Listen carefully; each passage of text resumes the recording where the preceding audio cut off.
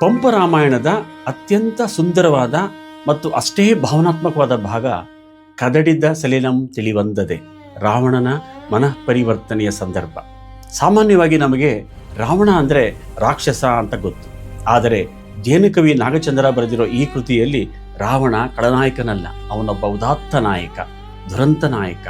ಆತ ಮೂಲತಃ ಒಳ್ಳೆಯವನು, ಪರನಾರಿ ಸಹೋದರ. ಆದರೆ ವಿಧಿಯ ಆಟದಿಂದ ದಾರಿ ತಪ್ಪಿದವನು. ಕೊನೆಗೆ ಆತ ಪಶ್ಚಾತ್ತಾಪ ಪಡುವ ಒಂದು ಅದ್ಭುತ ಸನ್ನಿವೇಶ ಇಲ್ಲಿದೆ. ಬನ್ನಿ, ರಾವಣನ ಮನಸ್ಸು ಕದಡಿದ ನೀರಿನಂತೆ ಆಗಿದ್ದು ಏಕೆ, ಮತ್ತೆ ಅದು ತಿಳಿಯಾದದ್ದು ಹೇಗೆ ಅಂತ ನೋಡೋಣ. ಮೊದಲನೇ ದೃಶ್ಯವನ್ನು ಕಲ್ಪಿಸಿಕೊಳ್ಳಿ. ಯುದ್ಧದ ಸನ್ನಿವೇಶ. ರಾಮ ಲಕ್ಷ್ಮಣರ ಸೈನ್ಯ ಲಂಕೆಗೆ ಮುತ್ತಿಗೆ ಹಾಕಿದೆ. ಗೆಲ್ಲಲೇಬೇಕೆಂಬ ಹಠ ರಾವಣನಿಗೆ. ಅದಕ್ಕಾಗಿ ರಾವಣ ಶಾಂತಿ ಜನಾಲಯಕ್ಕೆ ಹೋಗಿ ತಪಸ್ಸಿನಂತೆ ಕಠಿಣವಾಗಿ ಪೂಜೆ ಮಾಡುತ್ತಾನೆ. ಆಗ ಅವನ ಭಕ್ತಿಗೆ ಮೆಚ್ಚಿ ಬಹುರೂಪಿಣಿ ವಿದ್ಯೆ ಪ್ರತ್ಯಕ್ಷವಾಗುತ್ತೆ. ಅದು ಯಮನ ನಾಲಿಗೆಯಂತೆ ಆರ್ಭಟಿಸುತ್ತಾ ರಾವಣನ ಎದುರು ನಿಲ್ಲುತ್ತೆ. ಆದರೆ ಆ ವಿದ್ಯೆ ಒಂದು ಷರತ್ತು ಹಾಕುತ್ತೆ.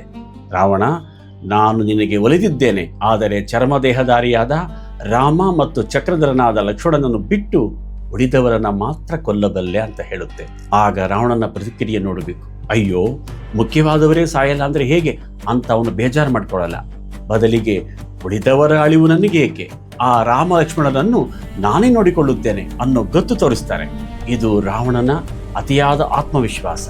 ಈಗ ದೃಶ್ಯ 2. ಬಹುರೂಪಿಣಿ ವಿದ್ಯೆಯನ್ನು ಒಲಿಸಿಕೊಂಡ ರಾವಣ ಅರಮನೆಗೆ ಬರ್ತಾನೆ. ಅಲ್ಲಿ ಅವನ ಪತ್ನಿ ಮಂಡೋದರಿ ಮತ್ತು ಇತರ ಸ್ತ್ರೀಯರು ವೈರಿಗಳ ಭಯದಿಂದ ಕಮರಿದ ಮುಖ ಮಾಡಿಕೊಂಡು ಕೂತಿರುತ್ತಾರೆ. ರಾವಣ ಅವರನ್ನು ಸಮಾಧಾನ ಮಾಡ್ತಾನೆ.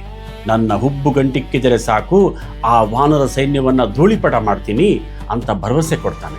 ಅಲ್ಲಿಂದ ಅಂತಃಪುರದಿಂದ ಯುದ್ಧಕ್ಕೆ ಹೋಗುವ ಮುನ್ನ ರಾವಣನಿಗೆ ಸೀತೆಯನ್ನು ನೋಡಬೇಕು ಎಂಬ ಆಸೆ ಹುಟ್ಟುತ್ತೆ.